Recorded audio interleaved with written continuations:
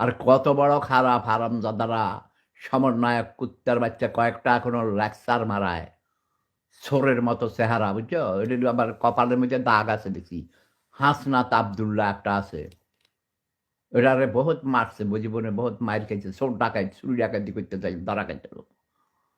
এই শালার পুতে নাকি বলে। আরেকটা আছে কি, সার্জিস, এই আলম, এটার নামও তো তোমরা এরকম নাম শুনছো, সার্জিস, সার্গিস, সার্জিস।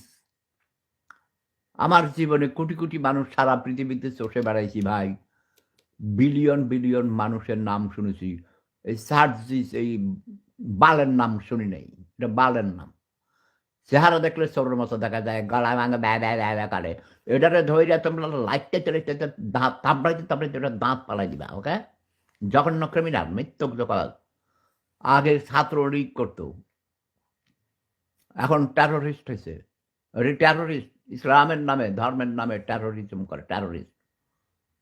মাহফুজ আলম, এই নোয়াখাইডা খাটার ছোট লোক, জাতির পিতার ছবি নামাইছে হারামজাদা। উপদেশটা হয়েছে কুত্তার বাচ্চা। তার ৩ মাস আগে যখন তোর বাবারা শপথ গ্রহণ করছিল ডক্টর ইউনুস স্যার, কই ডক্টর ইউনুস তো বলে নাই। ইউনুস নিজে করে না, অন্যদেরকে দিয়ে করায়। চোরের থান নাই, তা আসল চোর, বুঝছ? ডক্টর ইউনুস সাহেব বেশি বেড়ে গেছেন আপনি, তাই না? আপনার নোবেল প্রাইজ নিয়া আপনার ওই নোবেল প্রাইজ ছিঁড়ে ফেলে দেব আমি। আপনার নোবেল প্রাইজ পাওয়ার জন্য আমি রিকমেন্ড করেছিলাম, ৩ বার রিজেক্ট করেছি। You know that. Nobel prize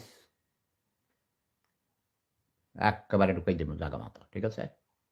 get lost.